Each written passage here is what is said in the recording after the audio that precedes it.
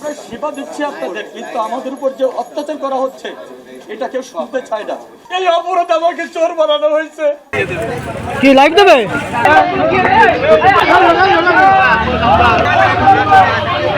আমরা এরকম একটা মেসেজ পেয়েছি যে নিকি পাম্পে তেলের দাবিতে কিছু লোকজন এখানে রাস্তা অবরোধ করছে গাছ ফেলে।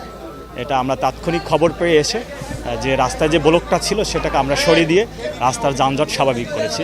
এখানে কোনো বড় ধরনের কোনো ঘটনা ঘটেনি, যান চলাচল স্বাভাবিক আছে, কোনো সমস্যা নেই। আমরা সেবা দিচ্ছি আপনাদের, কিন্তু আমাদের উপর যে অত্যাচার করা হচ্ছে এটা কেউ শুনতে চায় না। আমার স্টাফরা খায় না, বাজার নেই, এটা গড়ার জীবন আমাদের। আপনারা আমাদের অত্যাচার করেন, একটা কমিশনের জন্য গাড়ি ঢুকতে দেয়নি। এই অপরাধ আমাকে চোর বানানো হয়েছে।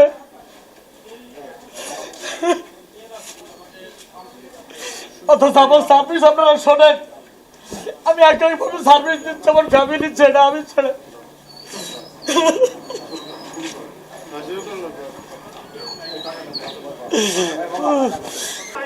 আমাদের লোক সংখ্যা যেগুলো আছে অতিরিক্ত কাজের প্রেসারে এরা হিমশিম খাচ্ছে।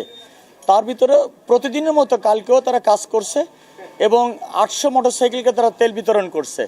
করে তারা যে বিশ্রামী ছিল, যখন খাওয়ার চেষ্টা করতেছিল তখনই ইউনো সাহেব আর ট্রাক অফিসার মহোদয় ওনাদের গাড়িতে তেল দেওয়ার জন্য, ট্রাক অফিসার গাড়িতে তেল দেওয়ার জন্য উনি ইউনো সাহেবকে নিয়ে এখানে আবার নিজ দায়িত্বে তেল দেওয়া শুরু করেন। এই খাওয়া বন্ধ থাকার কারণে স্টাফরা খুব ক্ষুব্ধ হয় না খেতে পেরে, এবং রাত 2টা পর্যন্ত তারা তেল দেয়। বিরক্ত হয়ে মানে আতঙ্কে তারা তেলটা দিছে। সকালে তারা কর্মবিরতি পালন করছে যে আমরা চাকরি করব না, কাজও করব না, আমাদের বেতন দেন। আমি জানতে পেরে আমি এখানে চলে আসছি। আমি এখানে যারা উপস্থিত ছিল সবাইকে আশ্বস্ত করছি, যদি আমি লোকবল পাই আমি আপনাদের তেল দিব, তেল আমার আছে। এই কথার পরে রাস্তায় ব্যারিকেড হয়েছে। এই পর্যন্তই দেখছে। আমি আমার ম্যানেজারকে দিয়ে আমি তেল দেওয়ার চেষ্টা করতেছি।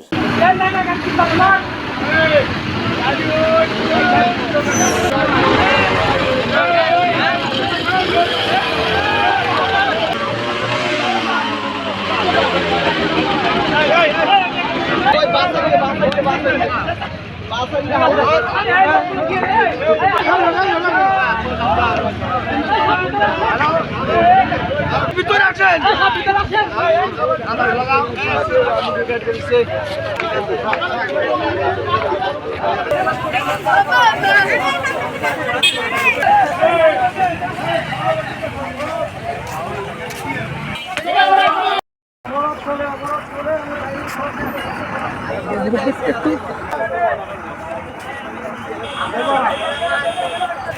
যদি তেল দেয় যদি তেল দেয় তাহলে নিয়ম শৃঙ্খলা মেনে তেল দিতে হবে।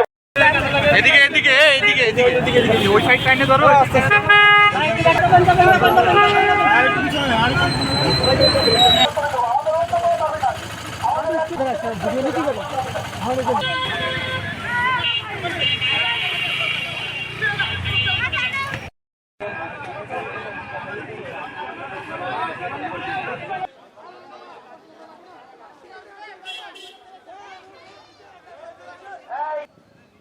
চলে যান।